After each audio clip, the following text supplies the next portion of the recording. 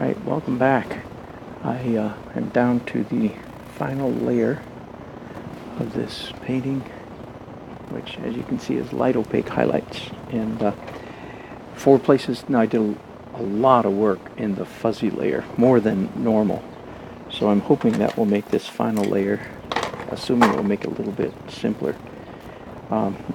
Again, 4 places, 4 options for starting this final layer. Sky, traditional sky, furthest away, lightest, brightest, whitest, or focal point, which in this case is the same thing there, or local color. Today I've got all the local color is pretty much nailed down, so I don't have to worry with that, mess with that at all.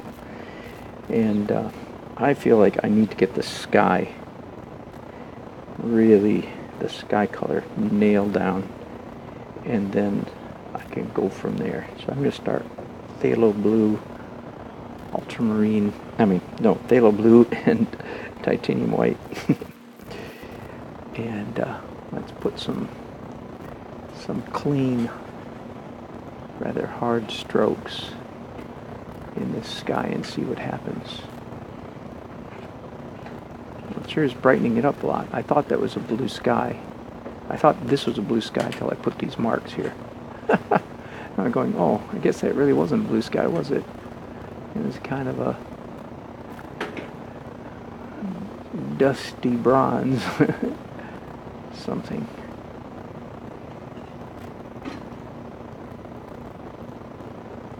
Now, the difference between the last layer and this one sometimes is a matter of judgment or opinion. But in this layer, I give myself permission to go more opaque, as clearly I'm doing right now, and more hard edge, more detail. So, like these little bits of sky holes in the tree, that's definitely belongs to this last layer.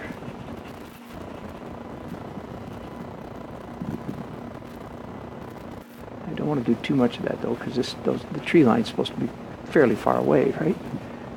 So I'm also going to. Now, I don't want the entire sky to be this color, this light. That would be a missed opportunity to have variety. So definitely want some of that dusty bronze, I called it, dusty bronze blue, to show through.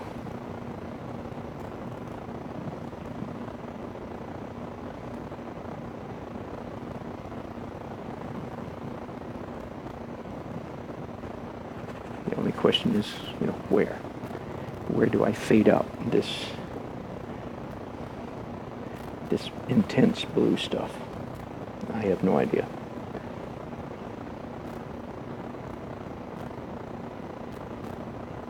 And again, the rather hard edge on these buildings, that's intentional. I don't want to do too many hard edges. In fact, that might be too many already. I don't want to do too many hard edges, of course. So it's a judgment call. How many is too many? I don't know. But it's pretty easy to put down a mark and then come back and fuzz it with a brush or a finger, or right? So that's not too difficult. It's making a soft edge right there.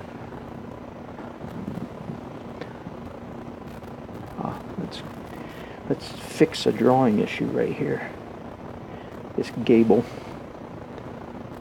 is at the wrong angle, so there. So we fixed a drawing problem. Didn't fix it far enough yet. Let's take it all the way down to there.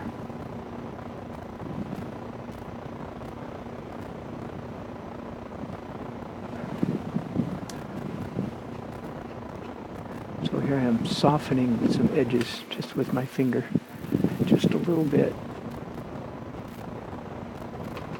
I think I want this color to go all the way across to this building. However, I do think I want it over here.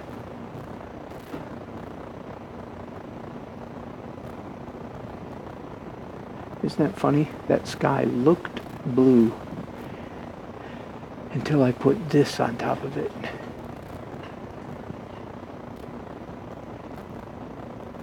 And what was blue, what had glory, no longer has glory.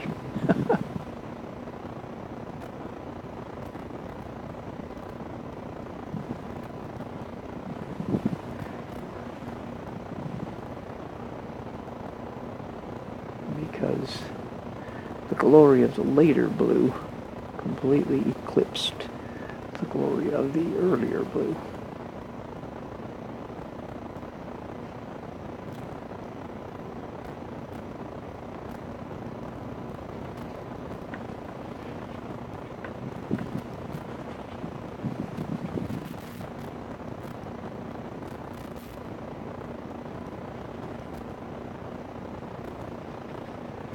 Sometimes one of the reasons for starting with the sky in this last layer is you really don't know what to do with all the rest of the light in the painting until you have your sky nailed down.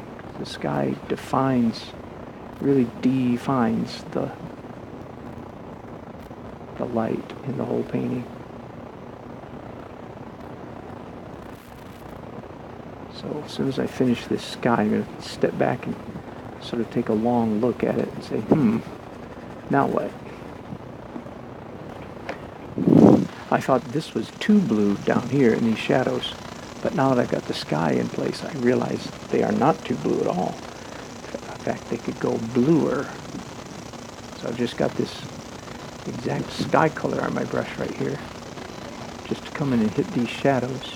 Why? Because the shadows are reflecting, the road is reflecting the blue sky.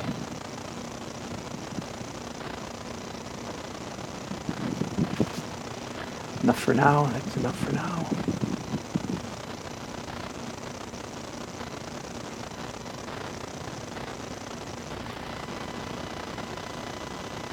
I think I'm going to be doing some painting with a rag in the sky in a few minutes.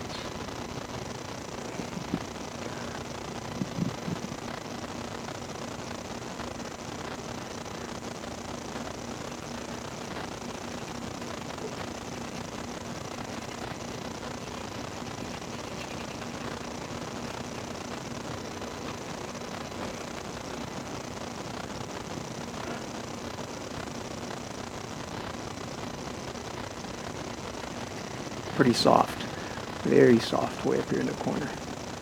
Roof and building become almost indistinguishable. I might be off the camera here. Am I? When I paint way up there, can you even see me? Yeah. Okay. Good. Good.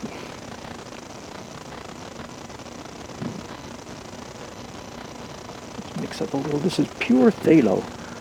It's working quite well, I think, in this particular painting. Doesn't it have? Usually I mix a little ultramarine in with my phthalo to make it sky blue, but today it did not at all. Okay, so there it is, all blue. Now let's see what happens if I come in and rub out a little bit here and there.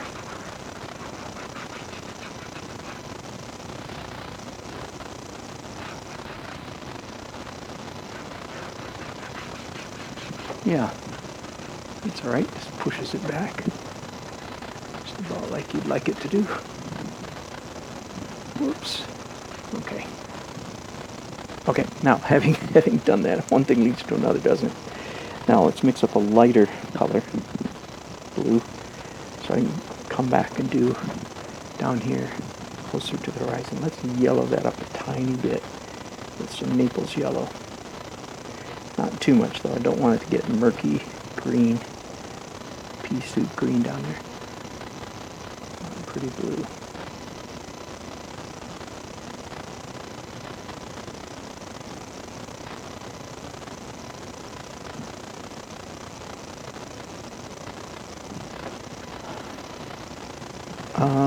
Not quite light enough. Add some more white to that.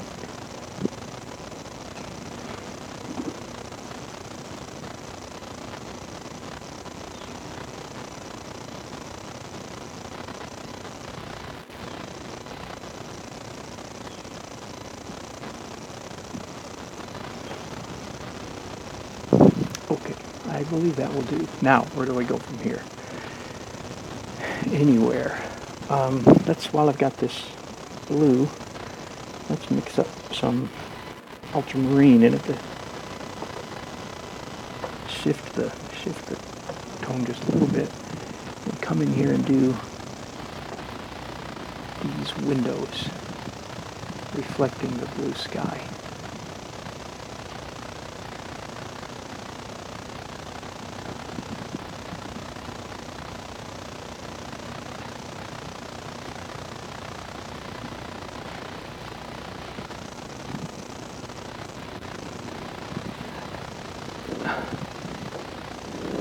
Yeah, scratching working nice there.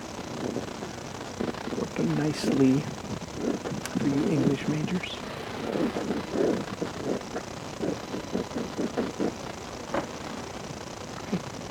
Yeah, that'll do. Let's do the same thing or similar thing over here.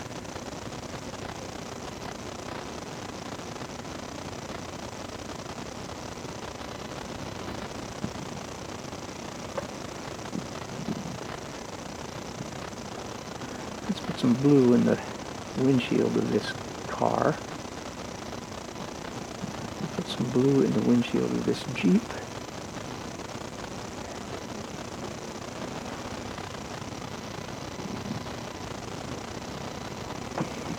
It's 3 o'clock. I am on supper duty tonight, so I'm going to have to take off pretty early. Not yet.